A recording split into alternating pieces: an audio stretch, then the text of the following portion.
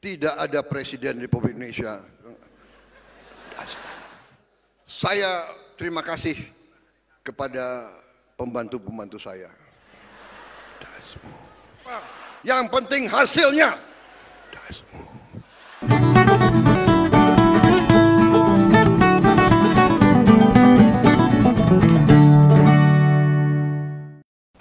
Kalau kemarin Om Begawan mengupas pidato Jokowi di HUT Gerindra, sekarang kita gantian bedah apa yang dikatakan Ketua Umum Partai Kepala Garuda yang kebetulan sekarang jadi presiden.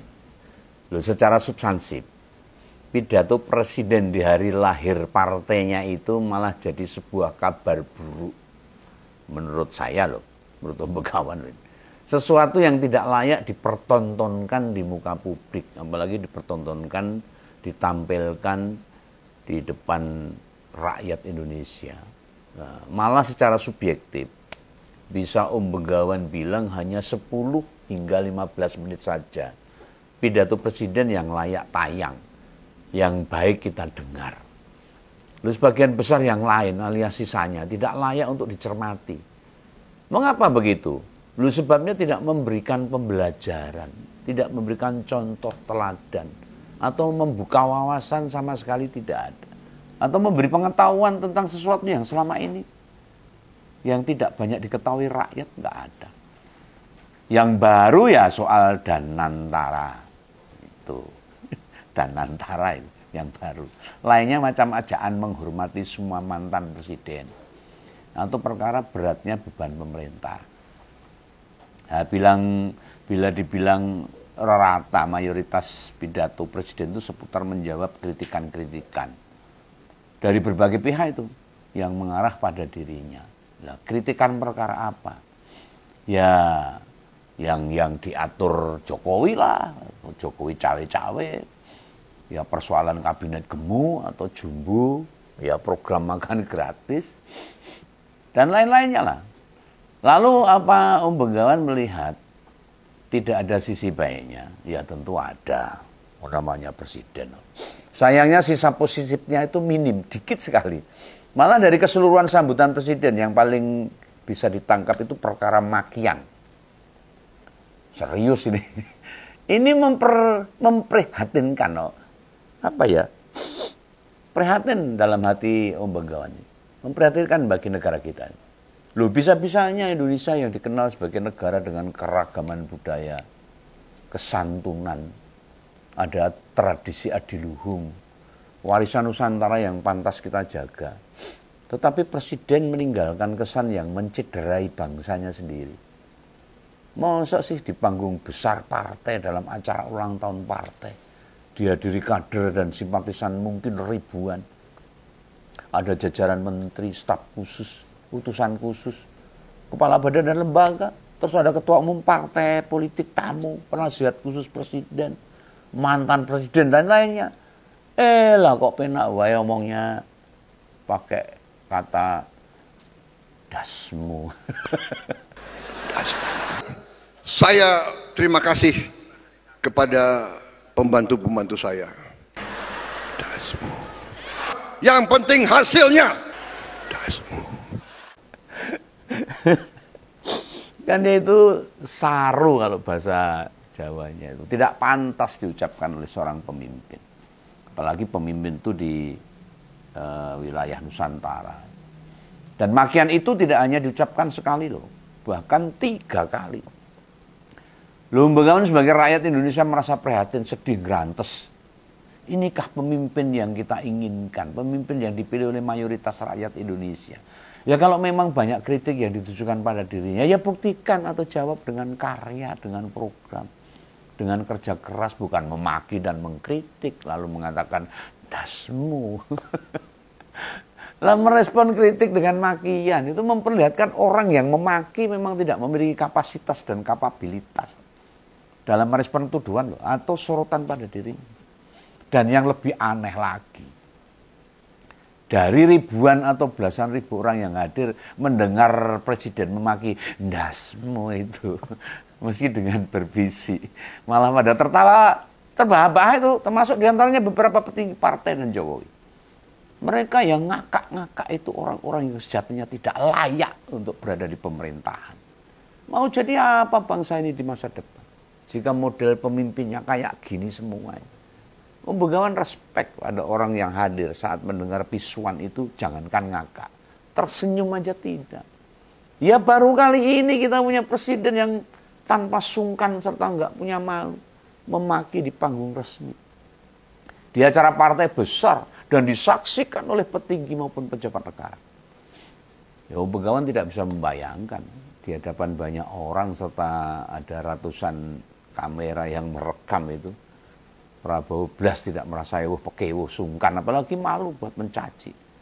Bagaimana bila dia berada di ruangan tertutup dengan hanya segelintir orang?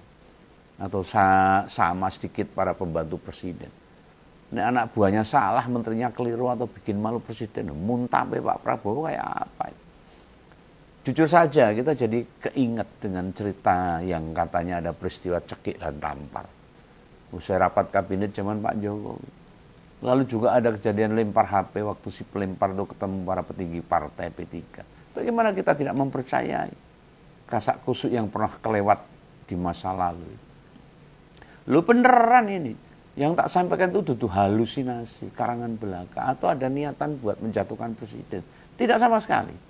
Justru hal ini perlu tak sampaikan sebagai bentuk ngerantesing hati sebagai rakyat. Keloro-loro neng jiwa ini, kesedihan yang teramat dalam. Sebagai rakyat. Jika orang nomor satu di Indonesia saja tanpa tedeng aling-aling memaki mesti dengan berbisik. Gimana dengan anak buahnya? Lalu aparatur negara terutama yang pegang senjata dalam menjalankan tugas di lapangan juk piye nanti? Nesu sithik kokang dor, wah, emosi sithik cabut pistol, muntap sithik dor. Horor jadinya negara ini. Ayolah mari kita bersama-sama bersuara agar yang kayak ginian tidak terulang kembali. Jika presiden saja omongannya aturan, bagaimana dengan sikap rakyatnya? Ya sorry wae, nek ngene iki dadi Begawan kan mikir. Apa para pemilihnya itu memang sukanya memaki? Apa para pendukungnya yang berkoalisi juga menyukai misuh-misuh? Gimana tuh PKS? Yang katanya partai yang berafiliasi dengan agama tertentu. PAN juga, itu PKB kan sama. Pak Menteri Didaksmen, Menteri Agama, Menteri Kebudayaan dalam menilai omongan presiden seperti apa? Jangan diam aja. Rakyat semakin sedih kalau ini. Nek kalian punya integritas yang baik, cabut aja dari koalisi. Atau para menteri yang merasa tidak nyaman dengan makian itu, bawa mundur wae.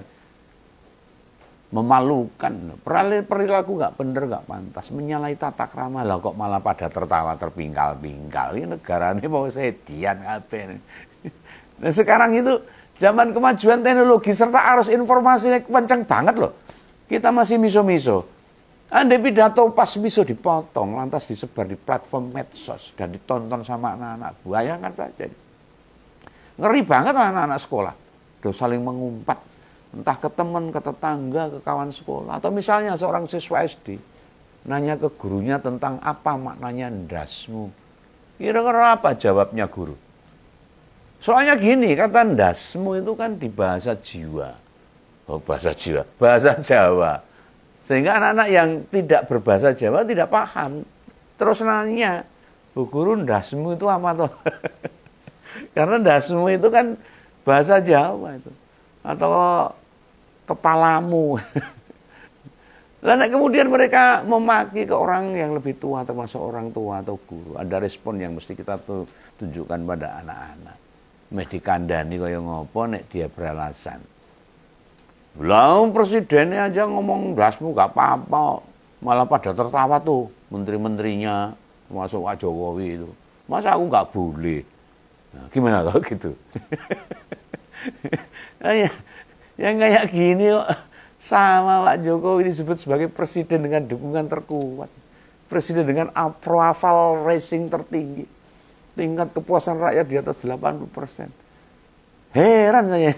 Ini rakyat yang mana yang ngasih dukungan ini? Rakyat yang siap dindas-dasmu sama presidennya. Mbok ya orang-orang dekat presiden yang dipercaya Pak Prabowo, mbok itu dikandani, dinasehati. Selain bangsa ini duwe unggah-ungguh, punya tata krama, adat istiadat. Kan ada yang diucapkan tentu tidak sesuai dengan norma Pancasila atau butir-butir Pancasila. Bukankah Pak Prabowo juga insan beragama yang menerima ajaran untuk tidak mencaci maki? Dulu sebagai prajurit kan dia diajarkan etika-etika keprajuritan. Apa memaki tidak masuk di etika keprajuritan? Kan ya enggak. Begawan enggak yakin.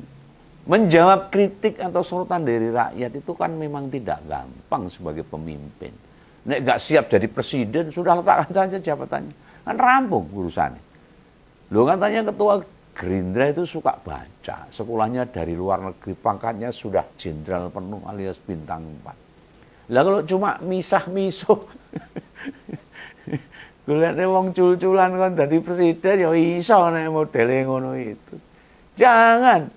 Anda itu menjadi teladan contoh rakyat. Rakyat kita itu baik yang milih dan tidak. Butuh contoh yang baik. Keteladanan, panutan dengan perilaku Pak Prabowo itu. Nah ini makin menggambarkan tuh rakyat kita itu ya makin kesini makin nggak bisa membedain orang punya integritas atau tidak. Pegawai yang bukan siapa-siapa, hanya ngonten model begini. Misuh pada seseorang aja nggak berani. Bagi saya misuh itu semacam pantangan. Itu bukan nilai-nilai yang diajarkan turun-temurun. Baik sama lingkungan, ya tidak dicontoh nih sama orang tua saya. Apalagi para pemuka agama. Nggak ada itu. Dan misuhnya presiden bisa tak buktikan nih dalam rekaman sing kebetulan saya dengarkan. Kan di awal wis tak sebut ada 3 kali dia mengucapkan kata dasmu itu. Misuh dasmu yang pertama itu akibat makan bergizi yang dikritik. Mbak ya sudah, nek memang kepala negara tidak punya argumentasi rasional dalam menjawab kritikan makan bergizi, ya batalkan saja programnya. Lah gimana? Kita dikritik namun tidak bisa merespon dengan baik, tidak bisa menjawab. Artinya program itu tidak berdiri atau didasari atas kepentingan rakyat. Bisa pula loh, kita sendiri tahu sebenarnya program makan bergizi itu membawa tujuan terselubung. Sehingga waktu kritik dilontarkan atau tujuan terselubung itu berhasil dibongkar, presiden emosi jadi ya bisa. Mau digaji dalam aspek atau bidang manapun. Ini program yang tidak realistis loh, nggak masuk nalar. Akhirnya tinimbang bingung ubek-ubek jawaban. Mumet gak nemu argumentasi rasional ya mau miso isone. Nah, miso yang kedua. Presiden Prabowo waktu dikecam perkara kabinet terlalu gemuk. Menteri dan wakil menteri Prabowo itu ada 104. Kira-kira waktu mereka semua rapat tentang pemangkasan anggaran atau efisiensi. Bayangin rapat mereka itu gimana? Kan kontradiktif banget tuh. Ada 104 yang orang pejabat, 1 presiden dan 1 wapres. Ngebahas efisiensi anggaran.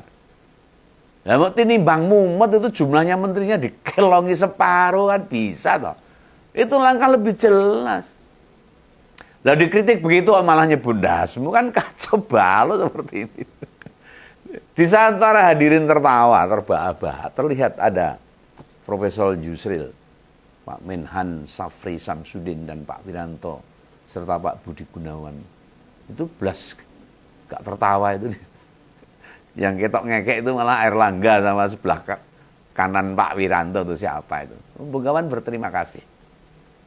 Berterima kasih kepada para pejabat yang tidak mentertawakan sesuatu yang tidak pantas. Setidaknya mereka tidak merespon makian itu. Menunjukkan ketidaksetujuan atas kata yang disebutkan Presiden. Nah, pisuan yang ketiga itu nyenggol mengenai tuduhan Prabowo dikendalikan Jokowi. Mau manut karo Jokowi. Ya cawe-cawe, itulah maksudnya. Usai nyebut gitu, enak wae Prabowo kembali bilang dasmu. Loh, atas responnya ini lagi-lagi audien kemekelen, ketawa loh. Tidak terkecuali Jokowi sama sebelahnya. Sekjen Gerindra Pak Muzani. Walah, jebul mantan presiden kita tuh ya cacian itu seneng, miso-miso seneng. Kita meneng loh, lembah mana ternyata ya suka dengan kata-kata pisuan. Bahkan dia tertawa terpinggal-pinggal. Dia mungkin merasa puas dibalaskan sama Prabowo pada para pengkritik Jokowi. Lah, mbok kira nek wis dipisu-pisui, Om Begawan mandek kritik berubah memuji-muji gitu ya enggak. Om Begawan tetap akan menyampaikan sebuah opini untuk memperbaiki hal-hal yang memang bengkak-bengkok, yang tidak berpihak pada rakyat, kebijakan-kebijakan para pemimpin ini. Lah kami pantang loh membalasnya nek hanya nuruti syahwat atau emosi. Ya nanti saya bubar kabeh. Begawan ini membawakan bukan gajuk jeplak. Asal nuduh atau nilai buruk sesuatu. Ya sorry wae, kami tiap membawakan narasi, topik, mesti disampaikan dengan baik, dibawakan dengan runtut. Dan penjelasannya kudu clear, rampung. By data, yang dibawakan begini saja. Masih banyak yang bilang, begawan nyinyir lah, haters lah, baser, ya silakan saja. Yang miso-miso, oke banget dan nggak akan tak masukin hati. Biasa, buat apa? Itu kritikan, nggak apa-apa. Ini nek ngirim transferan ya gue. Tak lebokke dompet. Sekarang jadi ketahuan kan, mantan presiden kita itu dengar pengkritik presiden dibisui ngekek. Bahagia dia. Kayak puas itu mantan itu. Seolah-olah kejengkelan dan kedongkolan atas mendosole hati, dongkolnya hati mantan presiden itu terbalaskan. Pak. Jebul panjenengan ya ora eneng bedane. Nek wis kumpul karo tukang miso dadi watake melu ketularan ya. Nah, ya saya doakanlah rakyat sing do mara ning omahe sana, di Solo sana, muga-muga ora tau ana sing kena pisuan ndasmu. Oke lah, ini sesuatu yang memprihatinkan bagi dunia politik dan bagi Indonesia. Dan Indonesia gelap saat ini.